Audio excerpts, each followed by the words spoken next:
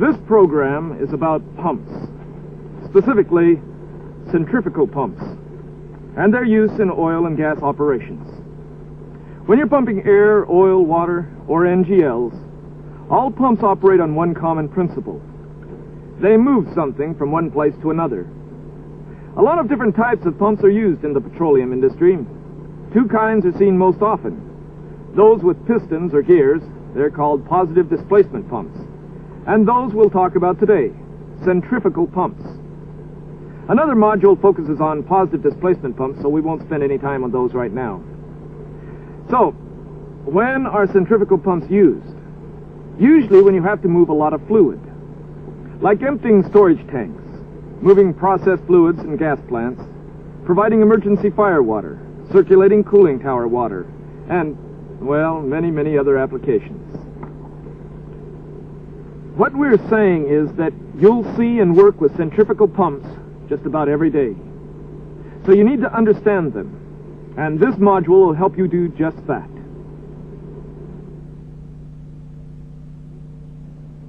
This is the first section of a four-section module on centrifugal pump principles. This section introduces the various parts and operations of centrifugal pumps.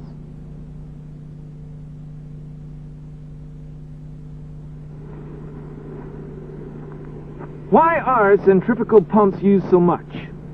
Because they're versatile, simple in construction, and relatively inexpensive to buy. They're also easier and less expensive to operate, maintain, and repair. But just what is a centrifugal pump? Let's start by looking at its primary components. When we break it down, we see that a centrifugal pump is actually quite simple, with only 6 main parts. These are the casing, the impeller, the shaft, the coupling, the bearings, and the seals, or packing. Let's look first at the casing. It's the biggest and most obvious part. Its main job is to house and protect the pump parts inside. It can be made from cast iron, steel, bronze, or even special materials, if that's what the job calls for. This is the impeller. It's the part of the centrifugal pump that imparts energy to whatever fluid's being pumped. The impeller is tightly attached to the shaft and rotates at the shaft speed. Impellers can be made from different materials, most commonly cast iron. When corrosive fluids are being pumped, impellers are most often made of stainless steel, plastic, or some special material. This is the shaft. It's connected to a driver, which might be an electric motor, an engine, or a steam turbine. The shaft turns the impeller.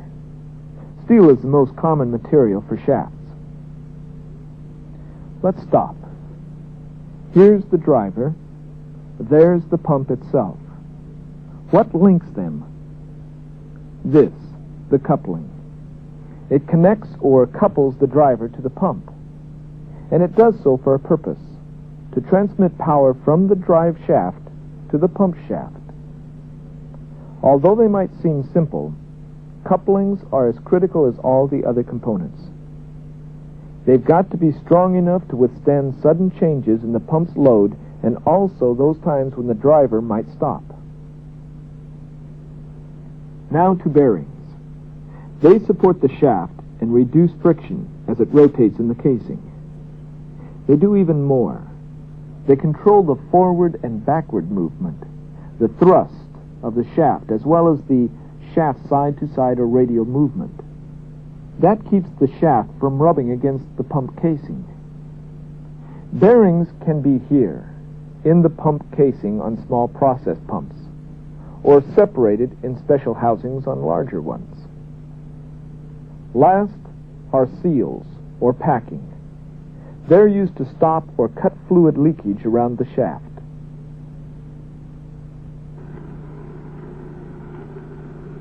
That's how a centrifugal pump's built. Now let's see how it works. Centrifugal force is the key.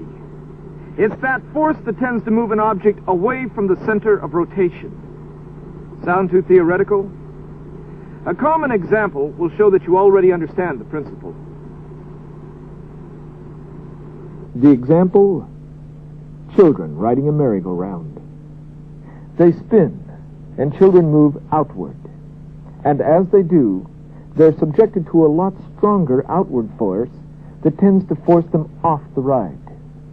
That outward movement is called centrifugal. How does this relate to centrifugal pumps? In this way. When a centrifugal pump is working, the impeller rotates. Its blades stir the fluid, making that fluid rotate with the impeller itself. It's like a mini hurricane. The circular motion generates enough force to move the fluid away from the center of the impeller to the tips of the impeller blades. The movement of the fluid to the outside edge of the impeller creates a suction at the eye of the impeller that draws more fluid into the pump. If we look at the movement of an impeller, we note that the outside edge of the impeller travels faster than the inside center. So, to stay up with the impeller, the fluid has to move faster as it moves outward. That increases the energy of the fluid. The fluid leaves the outside edge of the impeller. As it does, what happens? It enters a specially designed area of the casing known as the volute. The volute is wider at the discharge nozzle than where the fluid leaves the impeller. There's more space, which causes the fluid to slow down. Its velocity decreases. The fluid gives up some of its energy. But that's not all. Energy just doesn't disappear. It's converted into pressure. And that pressure forces the fluid out of the discharge nozzle. The fluid leaves the pump at a higher pressure than when it enters. So what does all this mean? Centrifugal pumps move fluids by increasing fluid pressure through centrifugal force. This concludes section 1. Stop the tape now and refer to your student manual. There you'll find additional information and a review. View this section of tape again if you'd like. And when you feel you're ready, just start the tape again and we'll go on to section 2.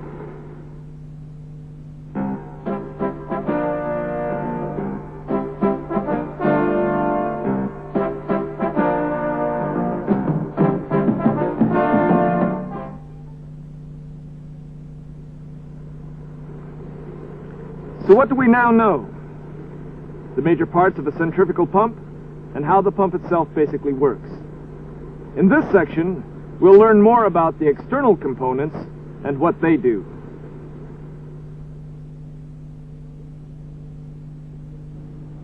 This is the second section of a 4-section module on centrifugal pump principles. This section covers external components. By external components, we mean those parts that can be seen when you walk up to an operating pump.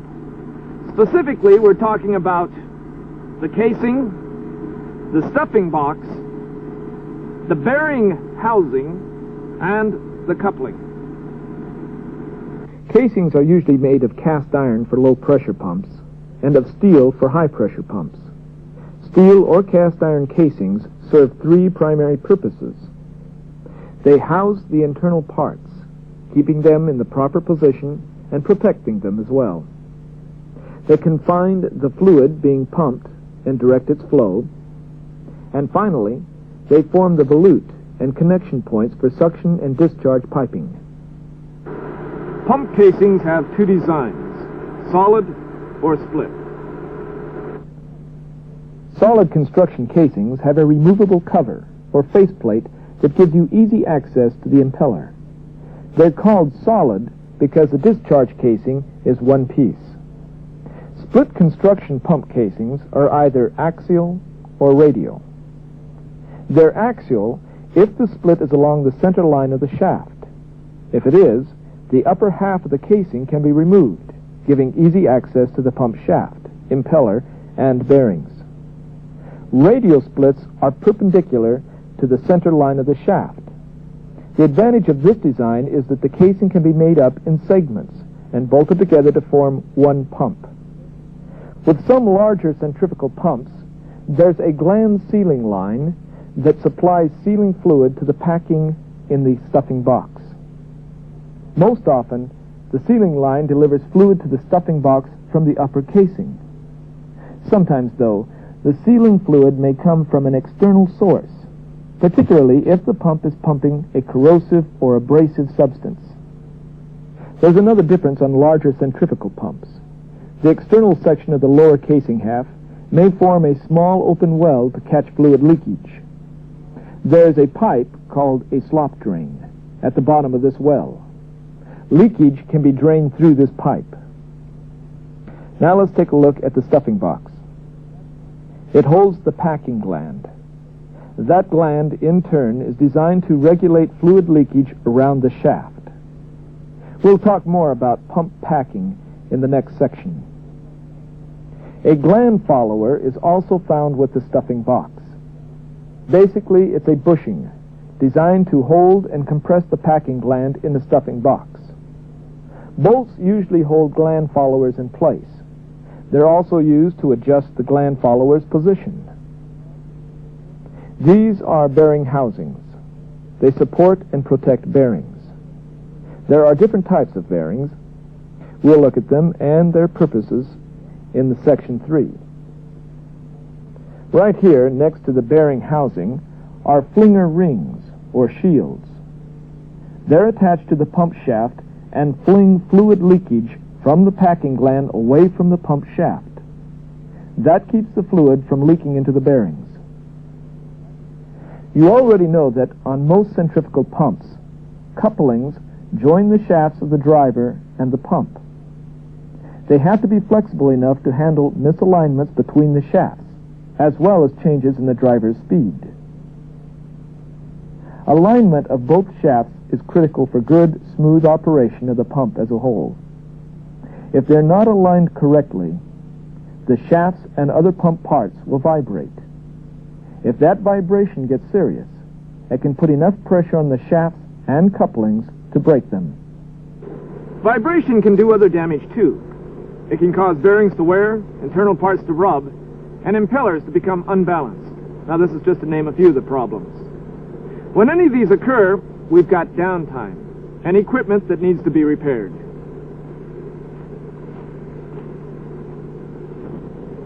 In the next section, we'll look at the internal components of centrifugal pumps. Stop the tape now and review this section. View the tape again if you wish, and then move on to the next section when you feel you're ready.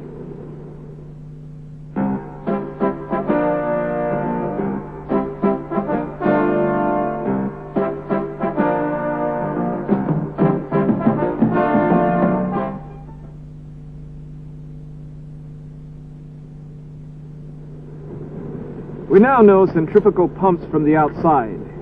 In this section, we'll look at them from the inside and focus on internal components. This is the third section of a 4-section module on centrifugal pump principles. This section covers internal components.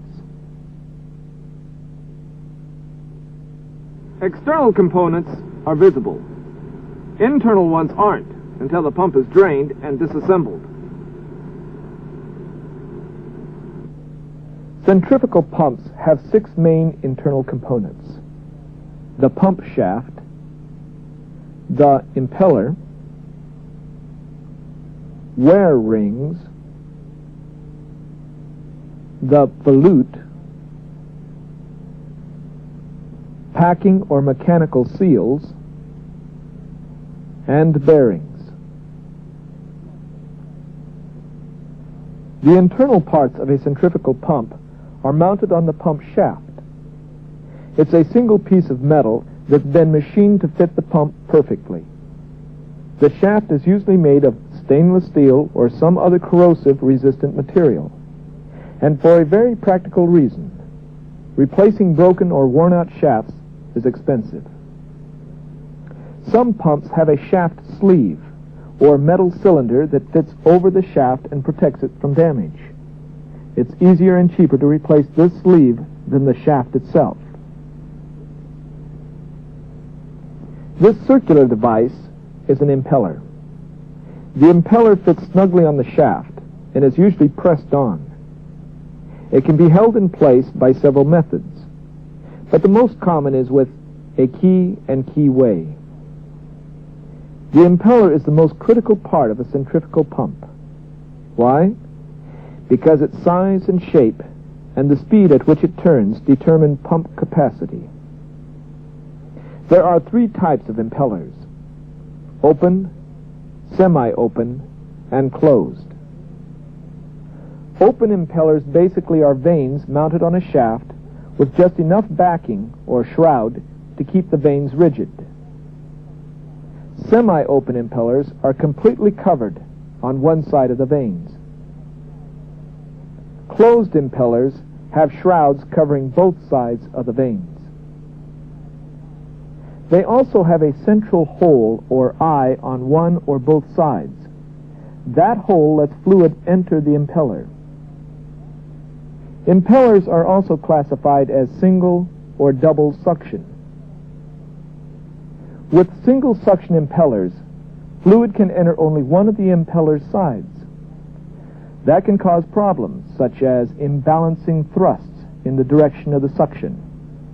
In high volume or high discharge pressure pumps, that problem can be serious. It's resolved by using a double suction impeller. This type lets fluid enter both sides of the impeller. That makes the thrust generated on one side of the impeller counter the thrust from the other side. Pumps also come in stages, single or multiple. A single-stage pump will work fine for many applications and will raise pressure sufficiently. But there are times where more discharge pressure is needed. It's possible to raise that pressure by increasing the rotation speed of the impeller or by increasing the impeller size. But that's not generally done because of design and material limitations. That's where multi-stage pumps come in. They have two or more single-suction impellers mounted on a single shaft.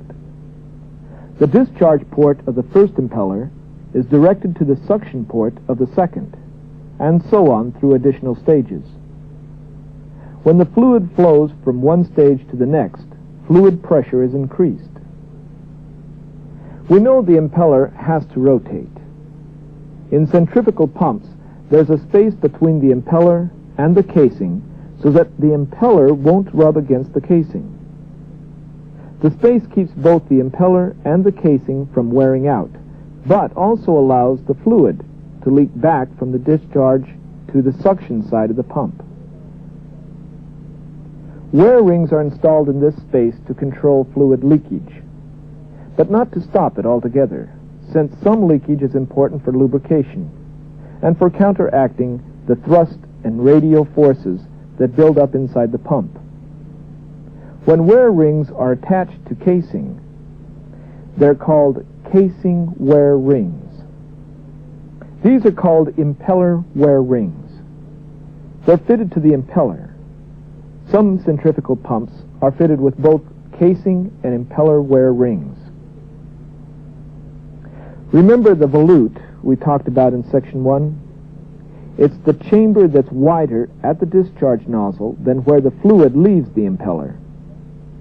That increased area lets the fluid slow down, and as it does, some of the fluid's kinetic energy is converted to pressure. Volute casings are either single or double. In the single type, the impeller and the volute are offset from each other to give room for the increasing size of the volute. But there can be a problem with this setup. internal fluid action in the volute tends to set up unbalanced radial forces. To reduce those forces, some centrifugal pumps use a double volute casing. The double volute casing provides a second guiding vane to split and balance the internal radial forces. There are other advantages of double volute casings. They give the casing greater internal strength. They also reduce some of the stress load on the casing walls. There's an alternative to the volute. It's called a diffuser. It too has a chamber, but its chamber doesn't increase in size the same way a volute does. Instead, there's a series of stationary vanes that are arranged around the impeller and direct the fluid outward from the impeller. The diffuser's vanes are further apart at their outermost point than at the edge of the impeller, so they create a series of widening chambers that function as a volute does in converting kinetic energy to pressure. We've already seen a lot in this section. We'll examine packing and mechanical seals along with bearings before we take our next break. What's the purpose of packing? Simply to minimize leakage along the pump shaft. It does that by sealing the clearance space between the shaft and the casing. A throat bushing keeps the gland follower from forcing the packing into the eye of the impeller. Packing is soft and pliable, usually made of cotton, asbestos, or flax. It's woven or braided into a continuous square-shaped strand. Generally, it's coated with graphite or Teflon for lubrication, and since it's softer than the shaft, there's no damage to the shaft when it rubs against the packing. Still, additional lubrication is needed to cut friction to a minimum. Some fluid leaks out of the stuffing box. That's normal, and even good, because it provides more lubrication between the shaft and packing. Lantern rings are sometimes used to pressure lubricate the packing. These perforated metal rings are located between layers of packing in the stuffing box. They allow additional fluid from the gland sealing line to be injected into the stuffing box. That helps lubricate the packing. Look closely, and you'll see that this piece, called a gland follower, fits into the open end of the stuffing box. It holds the packing and lantern ring in place against the throat bushing. If you adjust the gland follower's pressure against the other parts of the packing gland, you can regulate the flow and leakage rate of the fluid lubricant. Although many centrifugal pumps use braided packing in stuffing boxes, in the petroleum industry, mechanical seals are more and more the norm for three key reasons. They don't require leakage, which means greater safety when pumping hydrocarbons. They last far longer than packing, and they need less maintenance. Those points are especially important if the pump's in a hard-to-reach or inaccessible location. There's a wide range of mechanical seals available today, but they all have similar methods of operation and similar components. Rotating parts are attached to the shaft. Stationary parts are secured to the seal plate. The seal plate is bolted directly to the casing. The highly polished sealing faces of the rotating and stationary parts are held in contact by one or more springs. In this manner, a seal is made to prevent leakage. That's the typical structure for all mechanical seals. Let's go on to bearings. Bearings basically support the shaft and reduce friction as it rotates in the casing. They also do two other things, as you'll recall from Section 1. They control the forward and backward movement or thrust of the shaft, and they control the side-to-side or radial movement of the shaft. Centrifugal pumps use two kinds of bearings, ball bearings and sleeve bearings. Inside this circular ring are smooth metal balls that are free to roll as the shaft rotates. These are ball bearings. They're usually lubricated with oil or grease. The sleeve type is stationary. It's made of smooth metal cylinders in which the shaft rotates. Sleeve bearings are lubricated and cooled by a thin film of oil between the bearing surface and the shaft. That oil is brought to the sleeve by a ring oiler, or under pressure from a lube oil pump. The ring oiler transfers oil from an oil reservoir to the pump shaft and the sleeve bearings. It's critical to lubricate bearings properly. Without adequate lubrication, bearings will overheat, rust, or corrode, and sooner or later cause the shaft to seize or stop. Centrifugal pumps can get hot, especially large pumps or those moving high-temperature fluids. Excess heat is most damaging to bearings and packing glands. Sometimes this heat is carried away by the ambient air or by fluid being pumped. When it's not, water jackets are frequently used to provide additional cooling.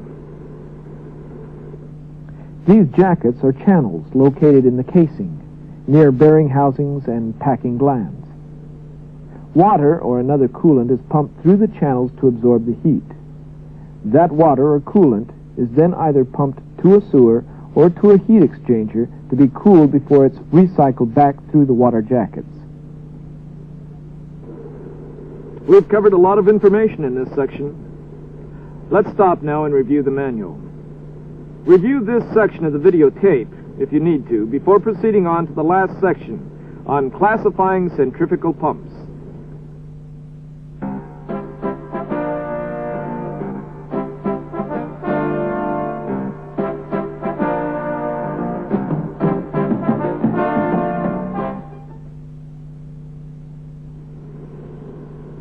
You should feel pretty confident about centrifugal pumps now. You know a lot about both external and internal components and have a good sense of their basic functions. Let's keep building on that knowledge. And in this section, look at how centrifugal pumps are classified.